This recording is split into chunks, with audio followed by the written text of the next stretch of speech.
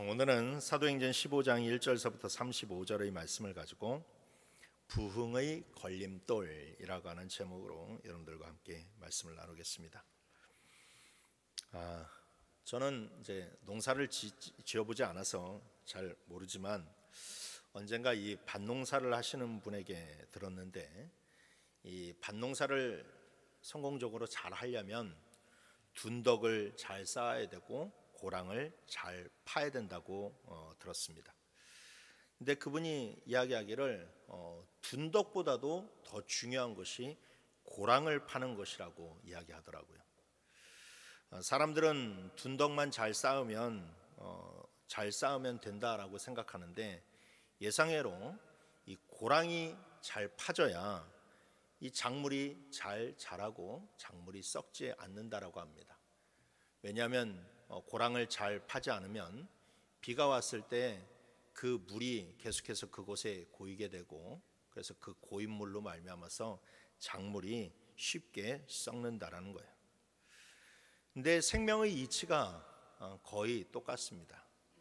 그래서 영적인 생명도 마찬가지입니다. 우리에게 계속되는 그런 부흥의 역사와 열매 맺는 역사들이 나타나려면 하나님과 우리 사이를 가로막는 것이 없어야만 돼요. 은혜가 항상 흘러야만 됩니다. 그 중에서도 가장 중요한 것은 무엇이냐? 하나님의 말씀이 교회에서 조금도 막히지 않고 마르지 않는 시내처럼 흘러야만 돼요. 온전한 말씀, 깨끗한 말씀, 그 정말로 복된 말씀이 선포돼야 되고, 그 말씀이 흘러야 영혼들이 살아나기 시작하고 그때서부터 부흥이 시작되는 것이죠. 말씀이 죽으면 절대로 부흥이 일어날 수가 없습니다.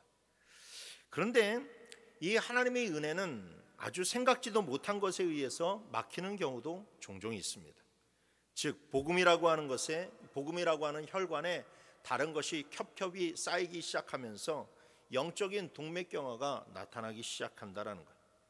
예를 들어서 교회 안에서 전통과 관습이, 그 교회가 가지고 있는 전통과 관습이 너무나도 강하다 보니까 이 전통과 관습이 복음을 더 뛰어넘어서 교회 안에서 더 영향력을 끼칠 때에 정말로 복음의, 그리고 하나님의 그런 말씀이 빛을 잃어가게 된다라는 것이죠. 그리고 어느 경우에는 그 안에 있는 성도들이 변화하고 성장해야 되는데 그들 스스로가 변화되지 못하고 그들이 정체되어 있으니까 이 사람에 의해서 부흥의 그런 물꼬가 막히는 경우가 많이 있다라는 겁니다. 그래서 우리는 이 부흥의 물꼬를 항상 터갈 수 있어야만 됩니다.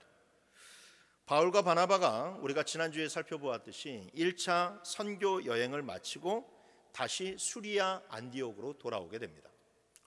이때 돌아왔을 때 바울과 바나바는 2차 전도 여행을 나가기까지 약 2년에서 3년이라고 하는 그런 기간을 수리아 안디옥에 머물게 되면서 다시 성도들을 양육하고 가르치는 일들을 하고 있었어요.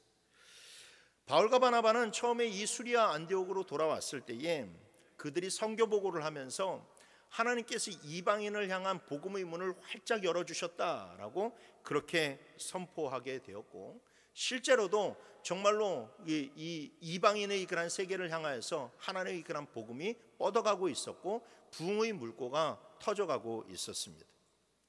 그런데 그때 전혀 예상치 못했던 일이 일어나게 되었어요. 예루살렘 교회에서 왔다라고 하는 어떤 사람들이 바울이 다닌 지역들을 곳곳에 돌아다니면서 그들에게 이상한 복음을 전하기 시작했습니다. 그들이 전한 것은 무엇이냐? 예수를 믿기는 밀대 예수만 믿어서는 구원을 받을 수가 없고 너희들이 할례도 받아야 되고 그리고 모세의 율법도 지켜야지만이 구원을 받을 수 있다라고 그렇게 가르쳤다라는 겁니다. 오늘 본문 1절 말씀을 보시게 되면 어떤 사람들이 유대로부터 내려와서 형제들을 가르치되 너희가 모세의 법대로 할례를 받지 아니하면 능히 구원을 받지 못하리라 라고 이야기하는 장면이 나오죠.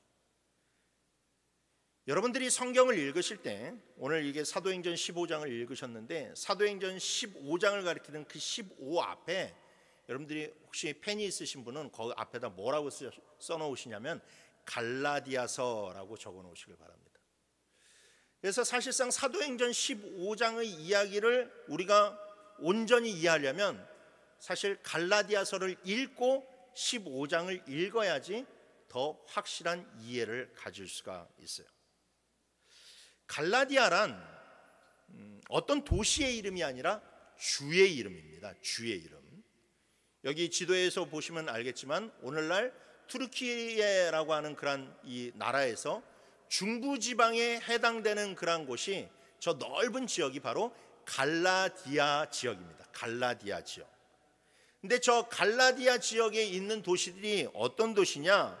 바로 사도 바울이 1차 전도 여행 때 돌아다녔던 비시디아, 안디옥, 그리고 이고니온, 루스드라, 더베와 같은 그러한 도시들이 다 저 갈라디아에 속해 있는 그러한 도시예요. 그래서 갈라디아서는 바로 저 사람들에게 쓴 서신서예요. 근데 이 갈라디아서를 쓰게 된 이유가 무엇이냐?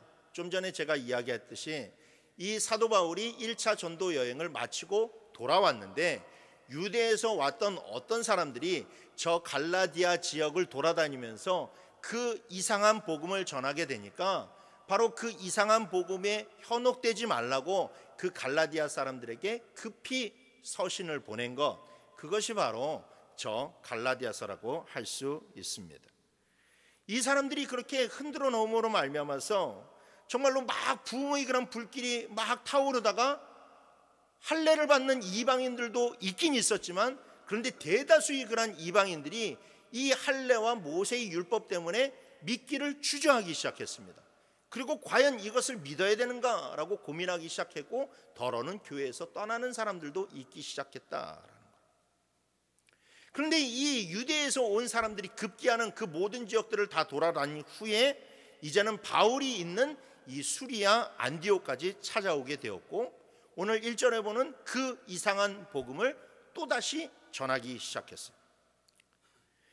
바울과 바나바는 처음에 이 사람들이 하는 그런 소리를 듣고 이들과 다툼과 변론을 했다라고 이야기합니다. 다툼을 했다라는 것은 이 고성을 동반한 변론이 있었다라는 거예요. 굉장히 이것을 이 바울이 너무나도 엄중하게 받아들이게 되고 굉장히 이 강력하게 이들을 힐책하고 이들에게 맞서고 있는 그런 장면을 볼 수가 있게 되는 것이죠. 갈라디아서에 보게 되면 이 사람들이 하는 이야기를 갖다가 다른 복음이라고까지 이야기합니다. 다른 복음. 이 사람들은 절대 이단이 아니에요. 이 사람들은 실제적으로 예루살렘 교회에 속한 예루살렘 교인들입니다. 예루살렘 교인들인데, 그런데 이 사람들이 와서 전하는 것을 보게 되면서 이 사람들에게 마치 이단에게나 쓸 수 있는 그런 표현처럼 이들을 가리켜서 너희들이 다른 복음을 전하려 한다라고까지 그렇게 강력하게 이야기합니다. 사도 바울이 이렇게까지 세게 이야기하는 이유가 있어요. 왜냐하면 이것이 자칫 향후 있을 이방인 전도와 하나님 나라의 그런 확장에 큰 걸림돌이 될 것을 알았기 때문입니다. 이것은 너무나도 심각한 문제였기 때문에 바울과 바나바는 절대 물러설 수가 없었고, 결국 그들은 이 문제를 해결하기 위해서 예루살렘 교회로 가서 이것에 대한 정확한 답을 줄 것을 요구하게 됩니다. 그리고 그 예루살렘의 그런 회의를 통하여서 지혜롭게도 그리고 은혜롭게도 예루살렘 교회는 이것에 대한 정확한 해답을 얻게 되었고, 결국 그 해답이 이렇게 적혀지게 된 그 편지를 통해서, 예루살렘 교회의 편지를 통해서 다시금 이방 세계를 향한 그런 복음의 그런 부흥이 정말로 일어나게 되었다는 것을 우리는 살펴볼 수가 있어요. 사랑하는 성도 여러분, 우리 교회도 이런 부흥의 물꼬가 터져야 할 줄 믿습니다. 단순히 교회가 커지기 위한 부흥이 아니라 진짜 죽어가는 영혼을 살리고 상처받은 영혼들이 안식처가 되는 그런 부흥이 일어나야 될 줄 믿습니다. 그런데 여러분, 이 부흥이 일어나려면 우리 안에 장애물이 있고 걸림돌이 있기 때문에 이것을 걷어낼 수 있어야만 됩니다. 그래서 오늘 말씀을 통해서 우리 안에 이런 부흥의 걸림돌은 없는지 되돌아보면서 함께 은혜를 받고 함께 변화되어 부흥의 물꼬를 터나가기를 주님의 이름으로 축원합니다. 첫 번째로 성경이 보여주는 부흥의 장애물은 무엇이냐? 바로 기쁨을 상실한 신앙이에요. 기쁨을 상실한 신앙. 바울과 바나바 그리고 안디옥 교회의 몇 사람들은 예루살렘 교회로 올라갔습니다. 그들은 이 예루살렘으로 갈 때에 베니게와 사마리아를 거쳐서 예루살렘으로 가는 길을 택하게 되죠.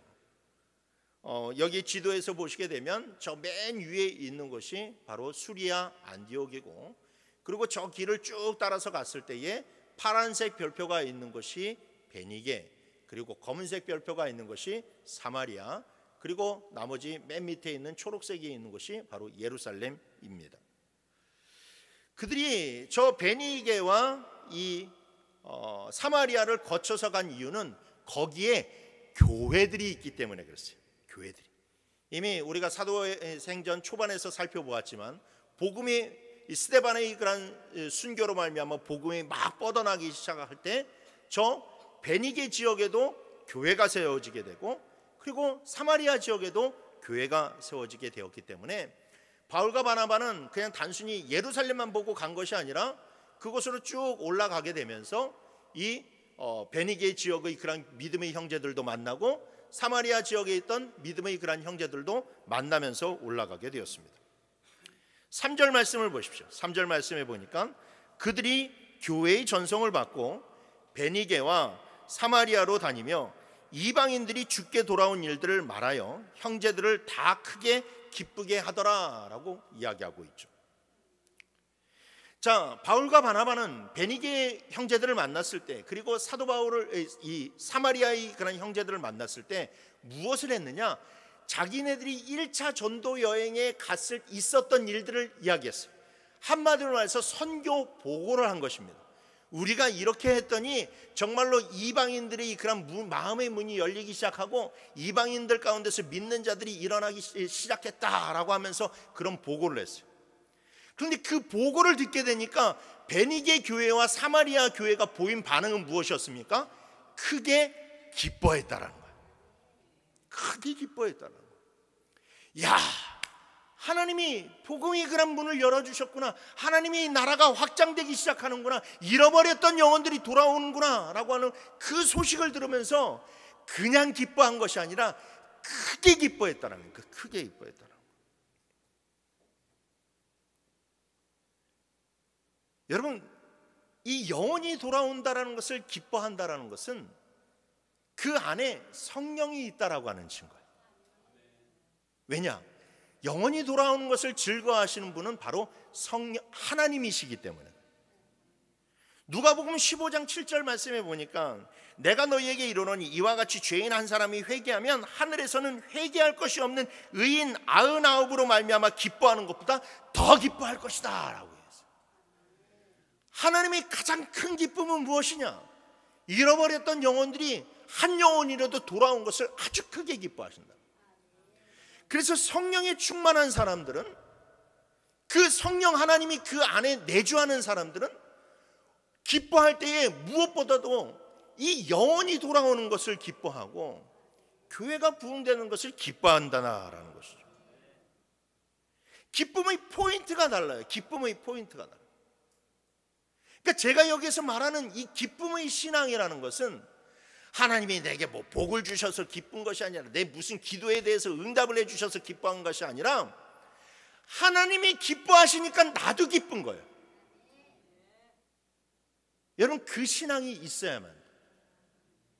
맨날 하나님이 내게 뭐 주셔서 뭘 해주셔서 그렇게 기쁜 것이 아니라 내가 하나님이 기뻐하시는 일들이 우리 가운데서 일어나는 것을 내가 그 기쁨으로 동참할 수 있어요. 그래야 여러분 교회가 살 수 있어요. 그래야 교회가 부흥되는 거예요. 그래서 교회 안에서 새신자가 오면 기뻐하는 것이고, 정말로 넘어졌던 자가 일어서면 기뻐하는 것이고, 잃어버렸던 자가 다시 돌아오게 되면 그것만큼 교회가 기쁜 일이 없다라는 것이죠. 그런데 여러분, 이들이 그렇게 베니게에서 그리고 사마리아에서 보고를 하고 이제 최종 목적지인 예루살렘에 가서 예루살렘에 도착을 했는데, 예루살렘에 가서도 똑같이 베니게와 사마리아에서 했던 보고를 또 했습니다. 그런데 예루살렘 교회가 보인 반응은 이전의 베니게와 사마리아의 교회와는 전혀 딴판이었죠. 4절 5절 말씀해 보시게 되면, 예루살렘에 이르러 교회와 사도와 장로들에게 영접을 받고 하나님이 자기들과 함께 계셔 행하신 모든 일을 말하며, 바리새파 중에 어떤 믿는 사람들이 일어나 말하되 이방인에게 할례를 행하고 모세의 율법을 지키라 명하는 것이 마땅하라 아니라 라고 이야기해요. 이들은 선교 보고를 받고 막 그렇게 기뻐하지를 않았어요. 막 이방인이 그런 복음의 물꼬가 터졌다, 하나님의 그런 백성들이 돌아온다라는 것을 기뻐하는 것이 아니라 갑자기 안색이 굳어지기 시작을 합니다. 안색이 굳어지기 시작하면서 아주 심각한 목소리로, 그리고 불만 가득한 목소리로 그들에게 할례를 받으라고 얘기했습니까? 그들에게 모세의 율법을 지키라고 얘기했습니까? 아니, 그런 것을 얘기 안 했다고요? 지금 우리가 시급한 것은 그 사람들에게 할례를 받으라고 이야기해야 되고 모세의 율법을 지키라고 이야기해야 된다라는 거예요. 여러분, 우리는 여기에서 분명한 이 예루살렘 교회의 문제점을 발견하게 돼요. 예루살렘 교회의 심각한 문제는 무엇이었습니까? 하나님의 기쁨을 상실했다라는 거예요. 하나님의 기쁨을 상실했다. 그 놀라운 그런 부흥의 소식을 접하면서도 그들에게 기쁨이 없었어요. 왜 그랬을까요? 그들이 율법적인 신앙으로 말미암아 하나님과의 관계가 무너져 버렸기 때문에, 하나님과의 관계가 무너져 버렸기 때문에. 예루살렘 교회의 구성원들은 거의 100%에 가깝게 대부분이 다 유대인들이었습니다. 그들은 자신들이 하나님의 선민이라고 믿었고, 그리고 어려서부터 할례도 받았고 모세의 율법도 계속해서 지켜왔어요. 마치 모태신앙처럼 그렇게 지켜왔어요. 그래서 그들에게는 예수님을 믿으면서도 율법을 동시에 지키는 것이 그리 어려운 일이 아니었어요. 또한 자신들이 구원에는 할례와 율법이 어느 정도는 작용하고 있다고 생각했어요. 그런데 바울과 바나바가 이방인들의 복음을 전하기 시작하라 하면서 이전에 생각지도 못했던 전혀 다른 현상들이 나타나기 시작했죠. 즉, 할례를 받지 않아도, 율법을 지키지 않아도 성령을 받는 일이 생겨나게 되었다라는 겁니다. 그런데 이것은 지극히 당연한 일이었어요. 왜냐? 예수님께서 십자가에 달려 돌아가심으로 말미암아 율법의 모든 것들을 다 완성하셨기 때문에. 그래서 예수 믿는 사람은 더 이상 율법에 대한 요구가 있지를 않습니다. 제사를 드리지 않아도 되고 동물을 죽여서 피를 흘리지 않아도 됩니다. 그리고 가장 큰 변화는 무엇입니까? 내가 예수 그리스도로 말미암아 하나님의 자녀가 되었다라는 거예요. 그냥 하나님의 종이 아니라, 하나님의 백성이 아니라 그것을 더 뛰어넘어서 내가 하나님의 자녀가 되었다라는 거예요. 불평을 일삼는 바리새인 크리스찬들을 향하여서 베드로가 이렇게 이야기합니다. 9절 10절 말씀에, 믿음으로 그들의 마음을 깨끗이 하사 그들이나 우리나 차별하지 아니하셨느니라. 그런데 지금 너희가 어찌하여 하나님을 시험하여 우리 조상과 우리도 능히 매지 못하던 멍에를 제자들의 목에 두었느냐라고 책망했어요. 베드로는 구원은 믿음으로 말미암는 것이라고 이렇게 이야기하고 있어요. 믿음 앞에서는 이방인이나 유대인이나 하나님 앞에서 절대 차별이 없다는 것을 확실하게 이야기해 두었습니다. 거기에 그것을 모르는 자들이 있겠습니까? 근데 문제는 무엇이냐? 그들이 무의식적으로, 습관적으로 계속해서 행해오던 그 버리지 못했던 그 율법적인 신앙이 문제였다라는 거예요. 베드로는 그 율법적인 신앙을 가리켜서 멍에라고 이야기했어요. 멍에. 여러분, 믿음이란 하나님과의 관계입니다. 믿음이란 뭘 하는 게 아니에요. 여러분 반드시 아셔야 돼요. 믿음이란 하는 게 아니라 믿음이란 관계예요. 제가 지난주에도 말씀을 드렸지만 여러분, 믿음이란 종교 생활이 아니라고요. 종교 생활이. 믿음이란 하나님과의 관계. 우리가 예배하고 헌금하고 봉사하고 이 신앙생활을 모든 것이 하는 것이 구원의 조건이 아니라는 거죠. 그런 거 해서 구원받는 것이 아니에요. 우리가 왜 예배합니까? 우리가 왜 헌금합니까? 우리가 왜 헌신하고 왜 우리가 신앙생활을 합니까? 하나님을 사랑하기 때문에 하는 거예요. 하나님을 사랑하기 때문에. 그분과의 관계 때문에 하는 거예요.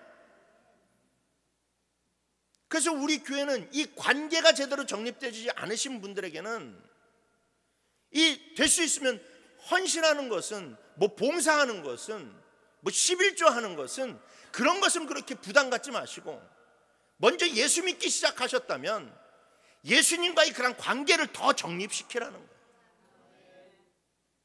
아직 그런 거 막 그렇게 배울 필요가 없어요. 먼저 주님을 만나면 되는 겁니다. 하나님을 만나는 게 중요해요.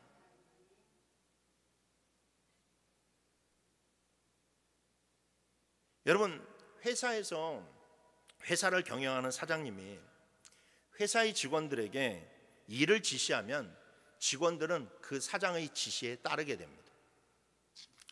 그런데 여러분, 직원들이 사장의 지시에 따르는 것은 사장님을 사랑하기 때문이 아니에요. 여기 다 직장생활 하실 텐데 여러분들 사장님 사랑해가지고 일합니까? 그럼 이상한 이제 좀 삼류 소설이 되는 거죠. 예. 우리가 직장에서 열심히 일을 하는 것은 내가 일해서 월급을 받기 위함이고 또 인정을 받아서 회사에서 쫓겨나지 않기 위함이에요. 그러니까 그것은 일종의 멍해죠, 멍해. 그런데 그 사장님에게 자녀가 있는데 그 자녀들은 다릅니다.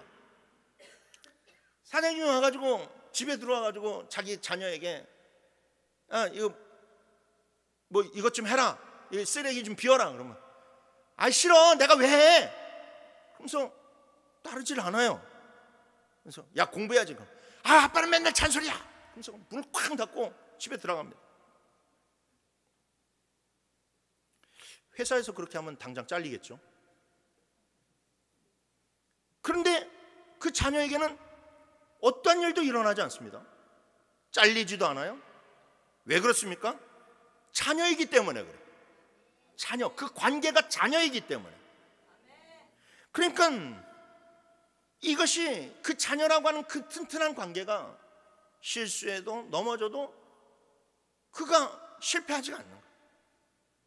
그런데 여러분, 그 자녀가, 그 말 안 듣는 자녀가 근데 부모님을 위해서 무엇인가를 했다면 그것은 대가를 바라고 한 것이 아니겠죠. 집에서 쫓겨날까 봐 막 근심해서 한 것이 아니겠죠. 진정으로 아버지를 사랑하기 때문에 하는 겁니다. 절대 무엇을 바라고 한 것이 아니에요. 그리고 나중에 이 사장님이 위기가 닥치게 되고 회사에 위기가 닥치게 되면 직원들은 다 그 사장님을 떠나서 각기 제 갈 길로 가겠지만 그런데 자녀는 떠나지 않을 것입니다. 끝까지 있을 것이에요. 왜냐? 아버지를 진심으로 사랑하는 자녀이기 때문에. 그러니까 구원이란 관계가 바뀌었다라는 거예요. 관계가 바뀌었다라는 거예요. 여러분, 그래서 실패하지 않는다라는 거예요. 아버지가 자녀로서 우리를 대하시고 우리가 자녀가 되었기 때문에. 그래서 하나님이 우리를 자녀로 대하시는 것처럼 우리도 하나님을 대할 때에 아버지로 대해야 되는 거예요. 아버지로 대해야 되는 거예요. 그런데 그 아버지로 대하지 못하는 신앙, 그 신앙생활에 사랑이 쏙 빠져버린 것, 그게 바로 율법적인 신앙이라는 거예요. 율법적인 신앙. 이스라엘 백성들이, 유대인들이 그 율법적인 그런 신앙에 빠져서 결국 실패하고 말았던 거 아닙니까? 그래서 예수님이 그 실패한 관계를 다시금 회복시키기 위해서 이 땅에 내려오신 것이고, 때문에 여러분, 우리가 믿는다고 하면서도 우리 안에 기쁨이 충만하지 못하고 우리 교회가 정말로 하나님의 교회라고 이야기하면서도 우리 안에 참된 그 기쁨이 자리 잡지 못한다면 여러분, 이건 큰 문제가 있는 거예요. 그래서 다윗이요 늘 이렇게 기도했어요. 시편 51편 12절 말씀 우리 다 같이 읽어봅시다. 시작.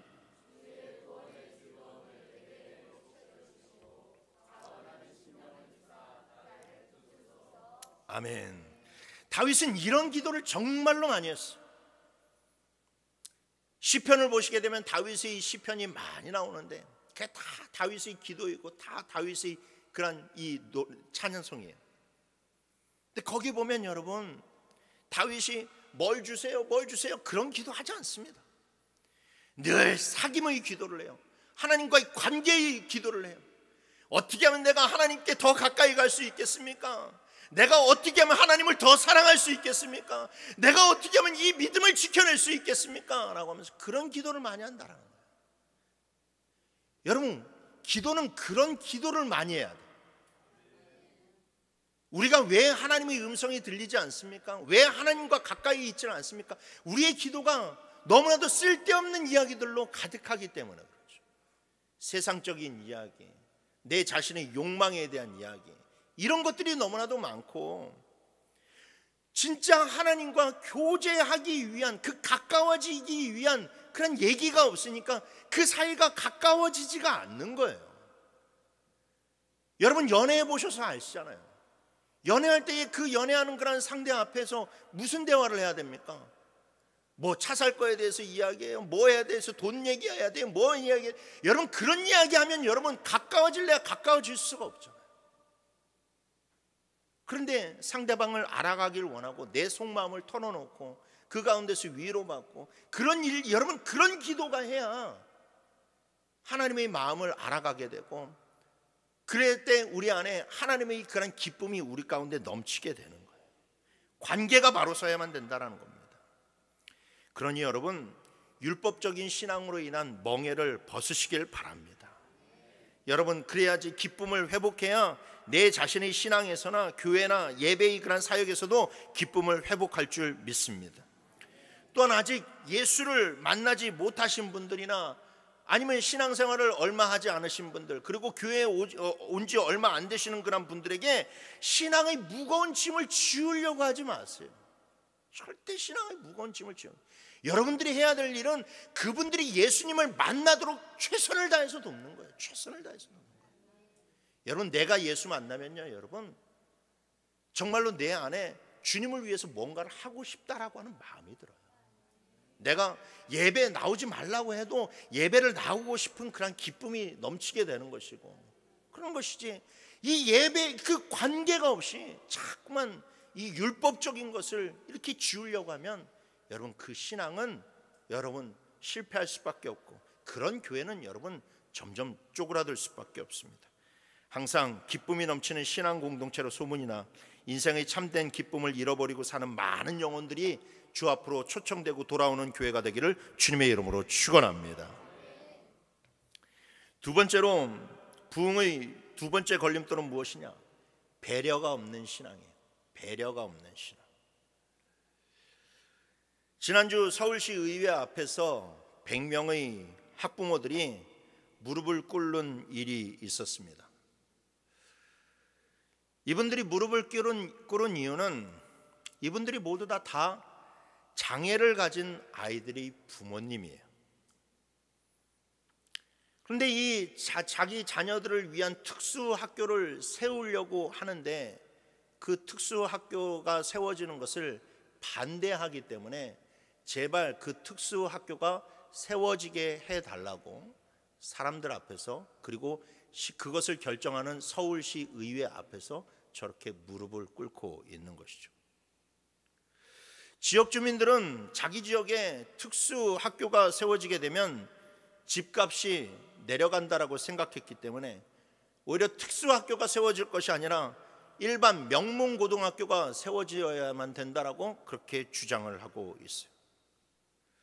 부지도 결정되고 건물도 결정되고 자원도 다 결정됐는데 그렇게 지역 주민들이 반대를 하고 나서기 때문에 모든 것이 무산될 위기에 처해 있었어요.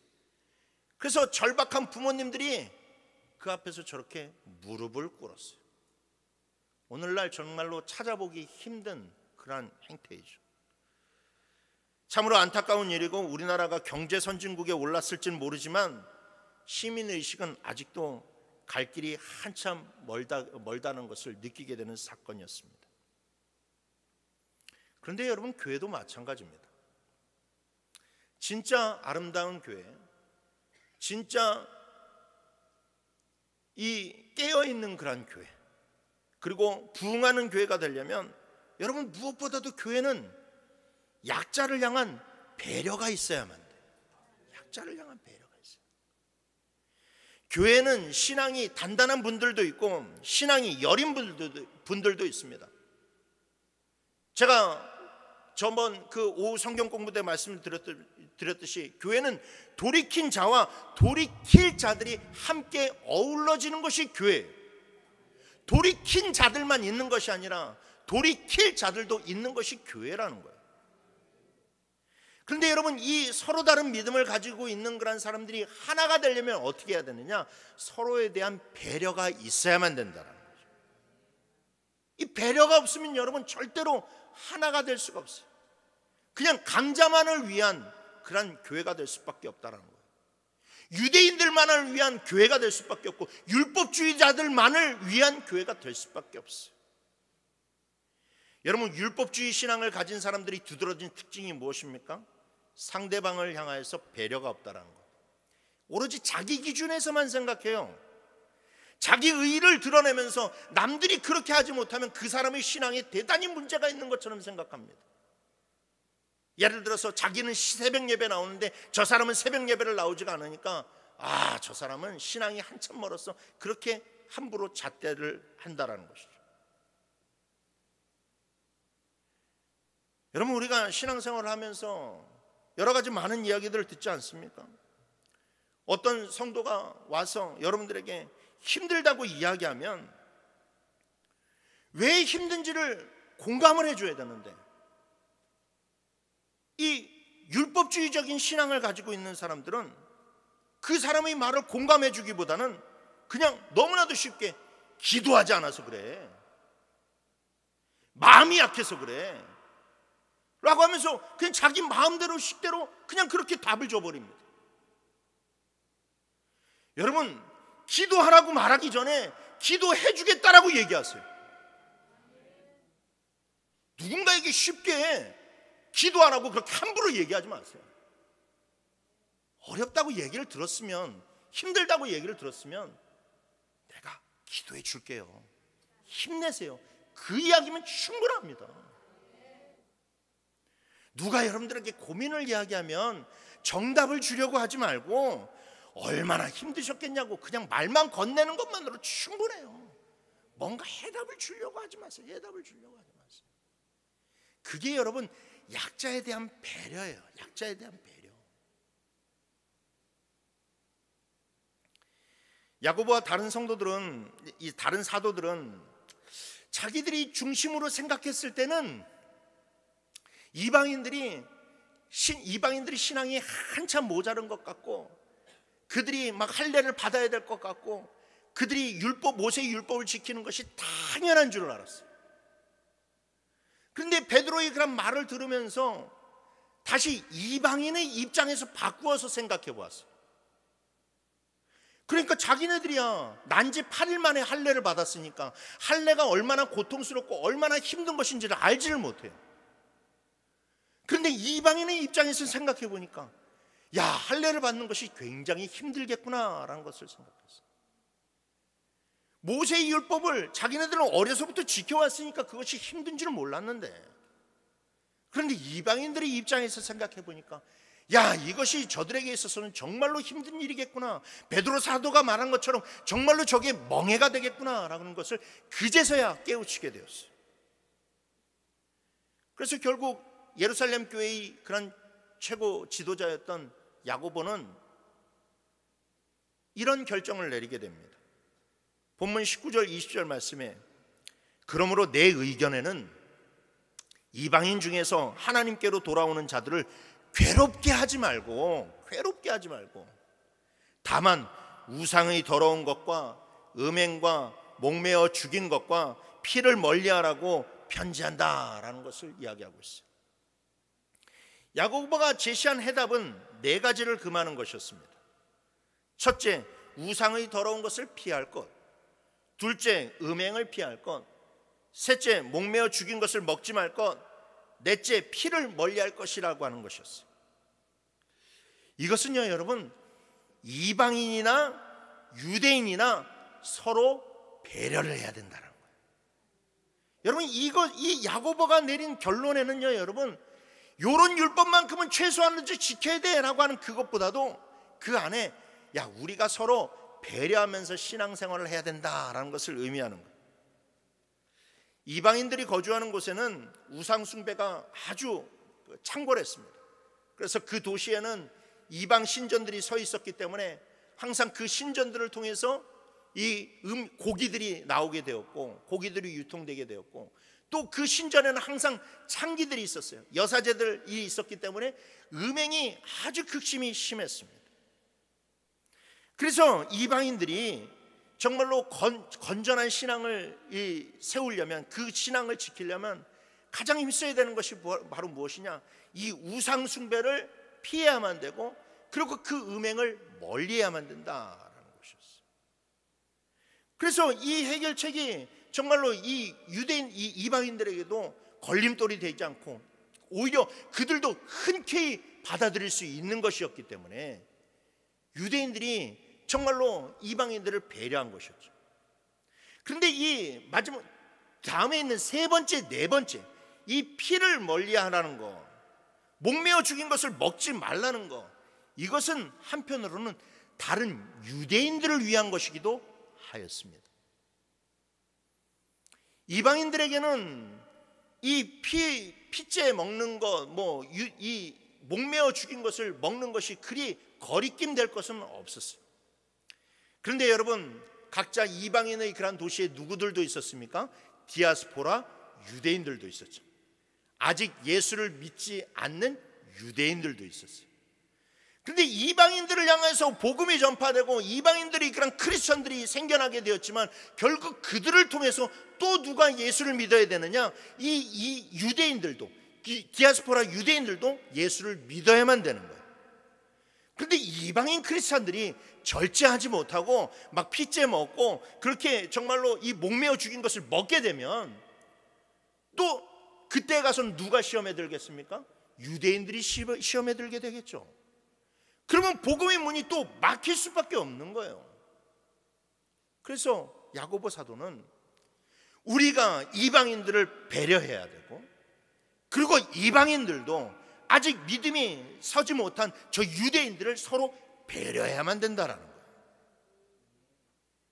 배려를 하게 될 때에 그 장애물들이 없어지게 되고, 그래서 유대인이나 이방인이나 할 것 없이 수많은 영혼들이 주께로 돌아올 수 있다라는 것이죠.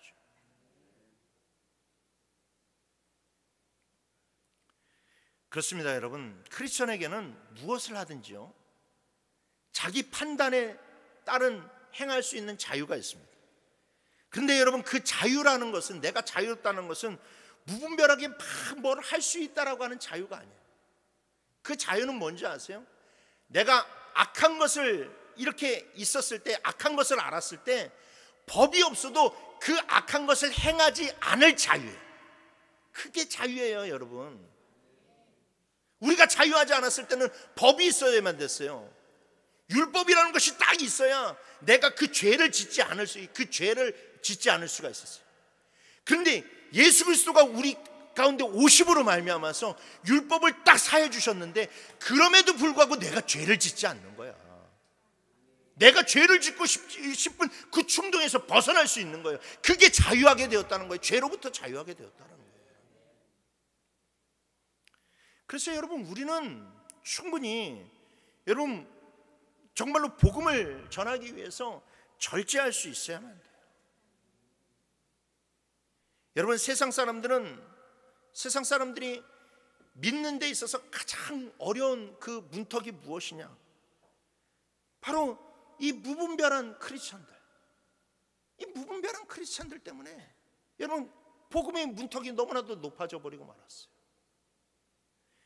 그들이 믿는 자에 대한 기대치가 있고 교회에 대한 기대치가 있는데, 믿는 자들이 너무나도 사랑이 메말랐고 교회가 너무나도 사랑이 메말랐고 그렇게 율법적으로 변함으로 말미암아서 너무나도 이제는 사람들이 안식을 얻기 위해서 교회를 가는 것이 아니라 정말로 한 번 더 고민하고 또 고민하고 또 고민해야 되는 그런 곳으로 변질되어 버리고 말았다는 겁니다. 여러분, 사도 바울은 고린도전서 8장 9절에서 고린도 교인들을 향하여서 그런즉 너희 자유가 믿음이 약한 자들에게 걸려 넘어지게 하는 것이 되지 않도록 조심하라 라고 얘기했어요. 서로 배려해야만 돼요. 신앙생활은 여러분 배려입니다. 여러분, 교회는 공동체잖아요.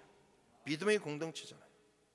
그래서 믿음의 공동체가 부흥을 하려면요, 여러분 서로 사랑하고 배려하는 마음이 충만해야만 됩니다. 여러분 배려하는 데 힘쓰세요. 말 한마디에도 여러분 신경을 쓰셔야 돼요. 배려하셔야만 돼요. 조심해서 하셔야 돼요.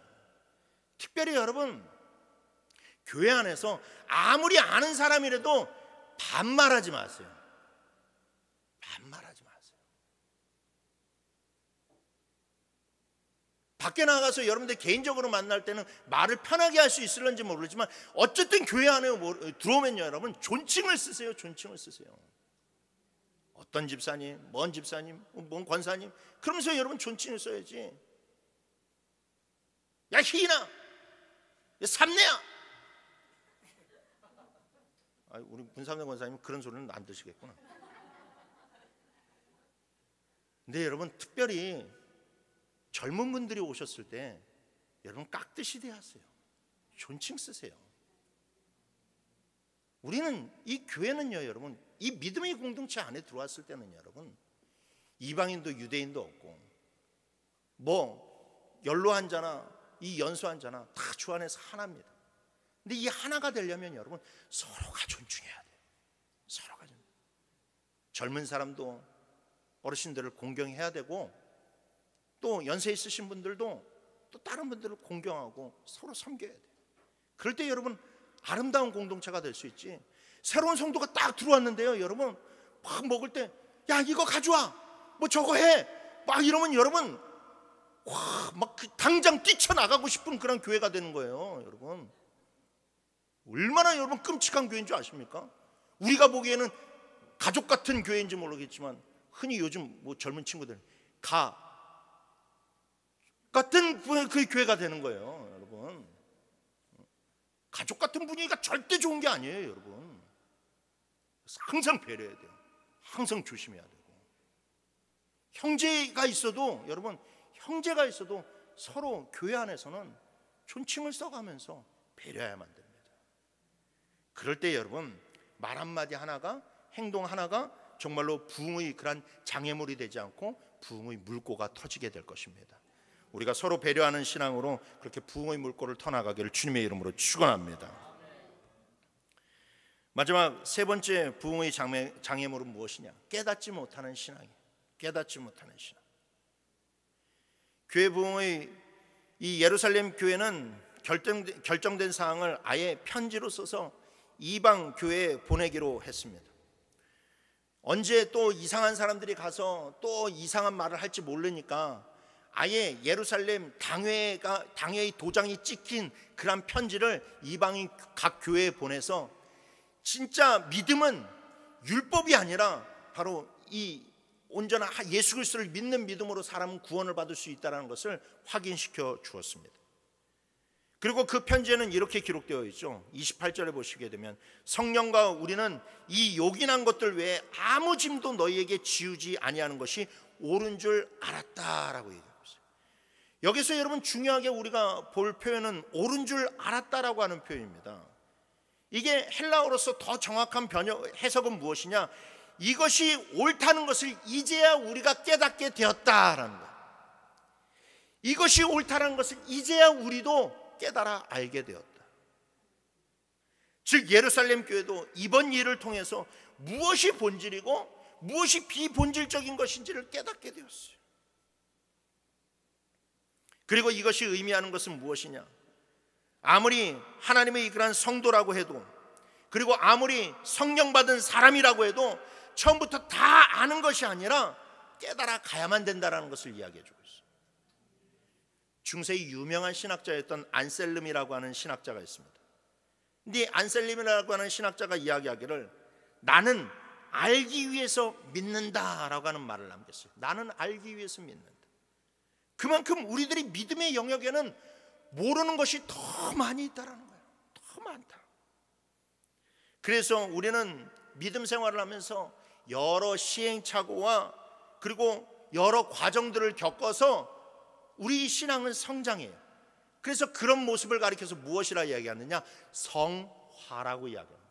성화. 그냥 단순히 내가 공부해서 깨닫는 것도 있지만, 말씀을 들어서 아는 것도 깨닫는 것도 있지만, 때로는 내가 실수할 때가 있습니다. 때로는 내가 상처줄 때가 있어요. 내가 때로는 누군가 싸울 때가 있어요. 그러면 그 과정을 통해서 깨달아야만 된다는 거예요. 아, 내 말이, 이런 말이 누군가에게는 정말로 신뢰가 될 수가 있구나. 나의 이런 고집스러운 모습이 누군가에게는 큰 상처가 될 수가 있구나 라는 것들을 하나하나 깨닫기 시작하면서 우리는 예수 그리스도의 인품을 닮아가게 된다라는 것이죠. 오늘 이 편지를 쓰고 있는 발신자들은 누구입니까? 편지 앞에 딱 적어놨어요. 23절에 보시면 이 편지의 발신자들은 다름 아닌 사도들과 장로들이라고 이야기하고 있어요. 여러분, 사도들이 누굽니까? 대부분 예수님으로부터 직접적으로 말씀을 받았던 사람들이에요. 그리고 그들은 오순절 성령 강림의 역사를 직접 체험한 사람들이에요. 그런데 그 사람들이 예수님의 직접적인 그런 사도이고, 그리고 오순절 성령 강림을 받은 사람들이 자기들도 이제 와서 믿음의 그런 본질이 무엇인지를 이제 와서 깨달았다라는 거예요. 이제 와서 깨달았다. 이 이방인의 사건을 통해서 이제 와서 내가 깨달았다. 여러분, 이처럼 기라성 같았던 사도들도 계속해서 하나님의 뜻을 깨달아 갔다는 것은 우리들도 여러분 하나님의 뜻을 계속해서 깨달아 가야만 된다는 것을 의미하고 있어요. 여러분, 왜 여러분들이 하나님의 말씀을 묵상합니까? 왜 성령 충만에 힘쓰십니까? 왜 기도에 힘쓰십니까? 우리가 다 하나님의 뜻을 알지 못하기 때문에 그래요. 하나님의 뜻을 다 알지 못하기 때문에. 막 내가 예수 믿자마자, 성령 받자마자 막 그냥 완전한 지식이 내 안에 막 들어오지 않잖아요, 여러분. 성령 받은 사람도, 은사 있는 사람도 다 연약한 모습들이 다 나타납니다. 다 실수할 수 있어요. 다 잘못할 수 있어요. 그런데 중요한 것은 무엇이냐? 깨달아야 된다라는 거예요. 그 사건을 통해서 좀 깨달음이 있어야만 된다라는 거예요. 그래서 다음에 그런 일들이 생겼을 때는 두 번 다시 그런 실수를 저지르지 말아야죠.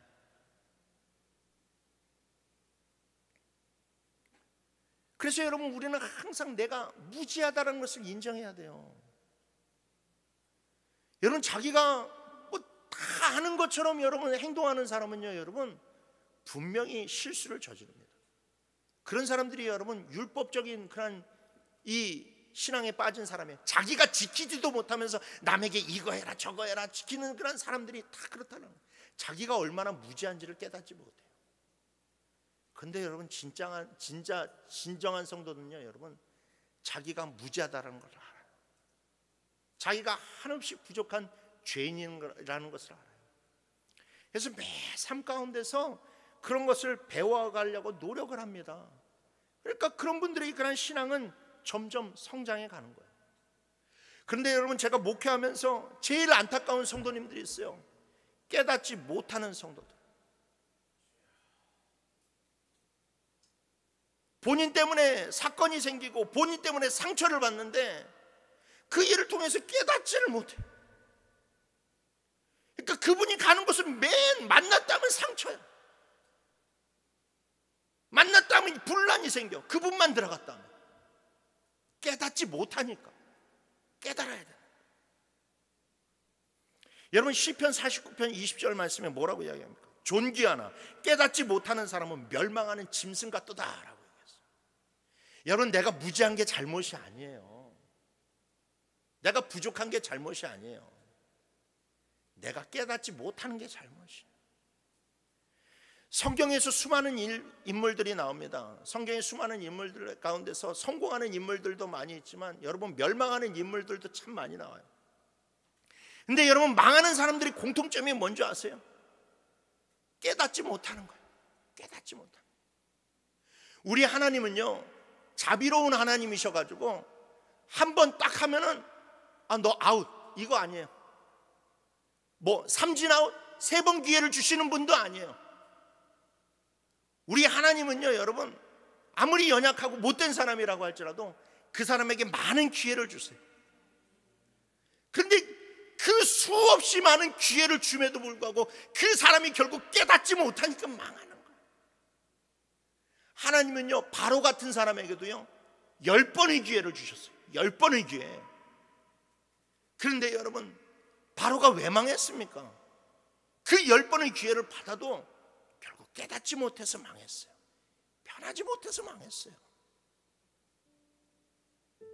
여러분, 교회가요, 부흥의 물길이 터지려면요, 여러분, 우리가 지금 부족한 공동체일 수가 있어요. 연약한 공동체일 수 있어요. 근데 여러분, 우리가 계속해서 성장해 가야 돼요. 저도 성장해야 되고 여러분도 성장해야 돼요. 저라고 실수 안 하겠습니까? 또 여러분들이라고 실수 안 하겠어요? 근데 여러분, 그 완전하지 못한 자들이 함께 모여서 서로의 실수를 보듬어주고 또 그 가운데서 내가 깨달아 감으로 말미암아서 그런 것들이 치유되며 나아갈 때에 여러분, 우리 교회는 정말로 하나님께서 기뻐하시는 교회가 될 수가 있고 부흥으로 나아가는 길이 열리게 될 줄 믿습니다. 사랑하는 성도 여러분, 양심에 손을 얹고 한번 생각해 보십시오. 나는 과연 우리 교회의 부흥의 장애물입니까? 아니면 부흥의 촉진자입니까? 나는 율법적인 신앙으로 남의 신앙을 잣대 이게 정말로 판단하고 남에게 뭐라고만 하는 그런 사람입니까? 아니면 늘 내 가슴을 치면서 내 자신을 부족한 죄인이라고 여기면서 하나의 미랄되기를 힘쓰는 사람입니까? 여러분, 교회는 반드시 부흥해야 됩니다. 교회는 반드시 부흥하고 많은 수많은 그런 영혼들이 찾아와야 되고, 그리고 정말로 예수 믿지 않는 사람들도 돌아와야 되고, 상처받은 사람들도 도와야 되고, 그리고 이 교회라고 하는 그런 공동체 가운데서 예수를 만나야 되고 그 상처들이 다 치유가 돼야 돼요. 여러분, 그러려면 우리 가운데 변화되는 그런 신앙이 있어야 될 줄 믿습니다. 여러분, 기쁨을 상실하고 있지는 않습니까? 여러분들의 이 그런 신앙 가운데 타인을 향한 배려가 또 상실되지는 않았습니까? 여러분, 깨달음이 내 가운데서 언젠가는 멈춰 있지 않았습니까? 여러분들 이 점을 잘 생각하시면서 여러분들이 그런 신앙을 더욱더 바꾸어 나가시고, 그래서 우리 모두가 하나님 나라의 그런 부흥의 걸림돌이 되는 것이 아니라 정말로 부흥의 놀라운 일꾼들이 되길 주님의 이름으로 축원합니다.